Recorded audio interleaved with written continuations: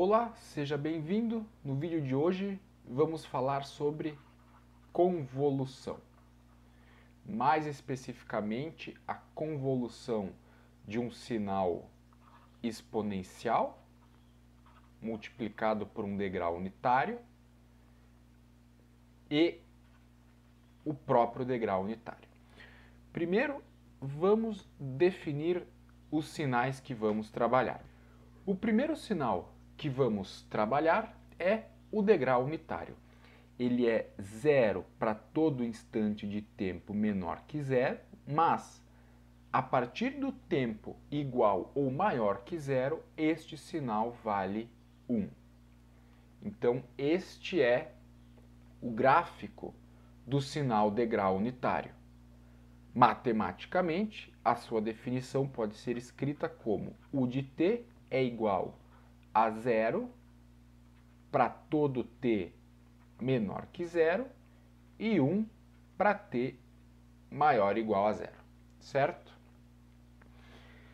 O nosso segundo sinal envolvido na convolução é a exponencial multiplicada pelo degrau unitário. Aqui, como exemplo, nós vamos considerar que lambda é menor que zero. Então, se lambda for menor que zero, ou seja, lambda é um número real negativo, essa exponencial ela é decrescente. Note que para t igual a zero é exponencial de zero, que é 1. Então, nós temos esse valor aqui. E conforme o tempo cresce, a exponencial decresce. Para tempos negativos, como esta exponencial está multiplicada pelo sinal degrau unitário, que vimos anteriormente, o valor deste sinal é zero. Aberto aqui. Então, está definido graficamente os dois sinais com os quais vamos trabalhar neste vídeo. O degrau unitário e a exponencial multiplicada pelo degrau unitário. A convolução entre os dois sinais, cujo símbolo é um asterisco, então vamos escrever a convolução deste sinal com este sinal, é definida como a integral de menos infinito até mais infinito do primeiro sinal em função de tal, ou seja, e lambda tal, u de tal, veja que eu só troquei t por tal, multiplicado pelo segundo sinal de t menos tal. Então, aqui onde tem t, vai aparecer t menos tal. E essa integral, ela é função de tal. A convolução, ela é comutativa, ou seja, essa convolução poderia ser escrita de igual forma como u de t convolvido com e elevado na lambda t, u de t. E dessa forma, quando escrevermos a nossa integral de convolução, o primeiro sinal será u de tal, e o segundo sinal será isso aqui de t menos tal, ou seja,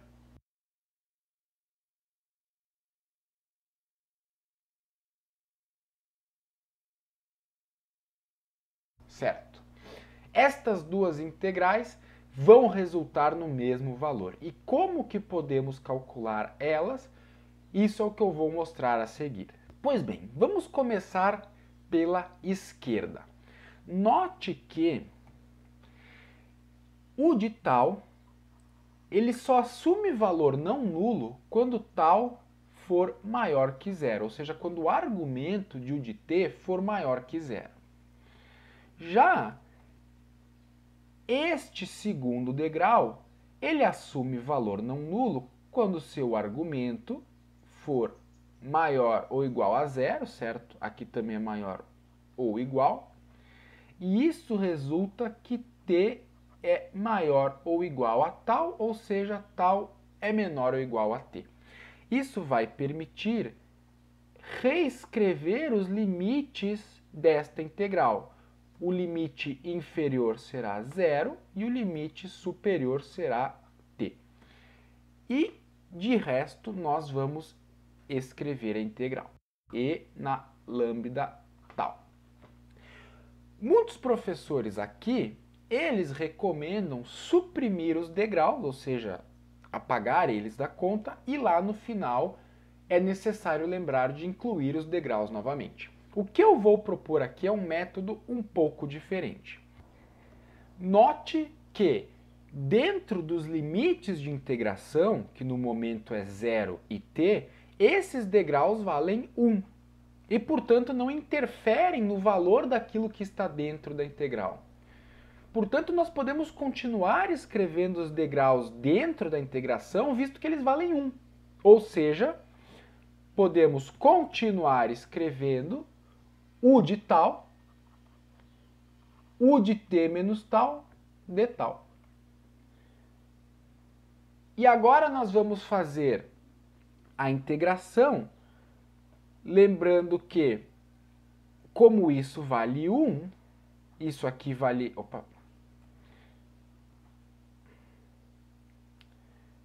Como isso aqui vale 1 dentro dos limites da integral, então precisamos nos preocupar apenas com este termo aqui.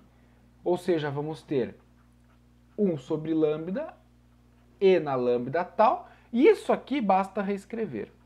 U de tal, U de t menos tal, avaliado nos limites de integração.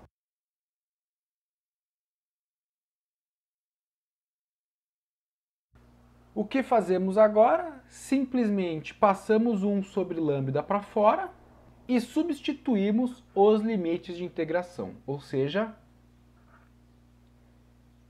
e na lambda t, u de t, u de 0, né? Note que t menos tal, quando tal vale t, é u de 0, menos e na 0, porque é lambda vezes tal com tal valendo 0, u de 0, que multiplica u de t menos tal, quando tal vale 0, u de t.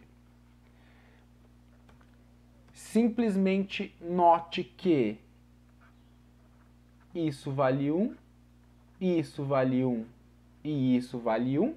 Também note que u de t aparece em todos os termos dentro do colchete, portanto podemos colocá-lo em evidência.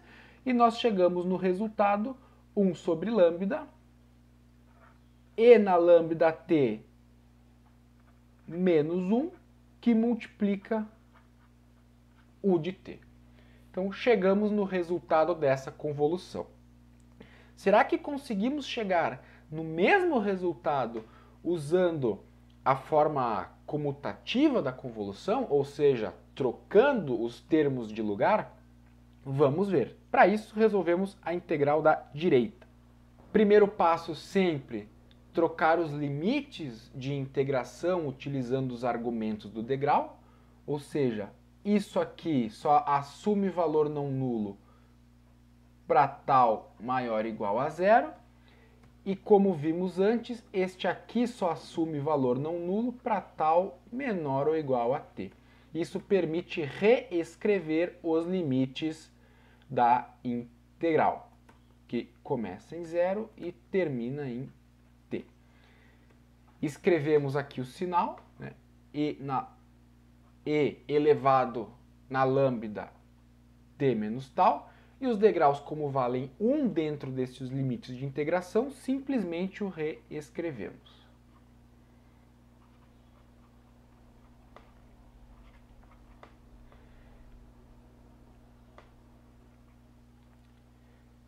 Nós vamos abrir este termo aqui como sendo o produto de e na lambda t, que multiplica e na menos lambda tal.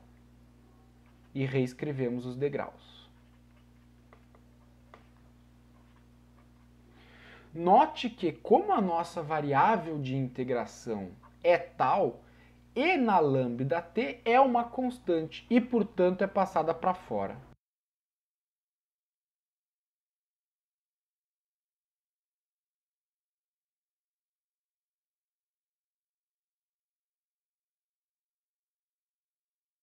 Dando sequência, nós vamos resolver essa integral, lembrando que o produto dos degraus vale em 1 dentro dos limites de integração, portanto, vamos nos preocupar apenas com este termo aqui. Então, reescrevemos este que é constante, vamos abrir um colchete aqui, e qual que é a antiderivada desse termo? É 1 dividido por menos lambda, que multiplica o próprio termo, porque é uma exponencial, e copia os degraus, porque eles valem 1 ali. E nós vamos avaliar isso nos seguintes limites. Substituindo, nós vamos ter, eu vou passar este lambda, 1 sobre menos lambda para fora, né? Colocar em evidência, porque ele aparece em todos os termos aqui dentro. Nós vamos ter, substituindo tal por t, e na menos lambda t, u de t, u de zero. Menos, substituindo tal por zero, temos e na zero, u de zero, u de t. Novamente a gente identifica os termos que são constantes igual a 1.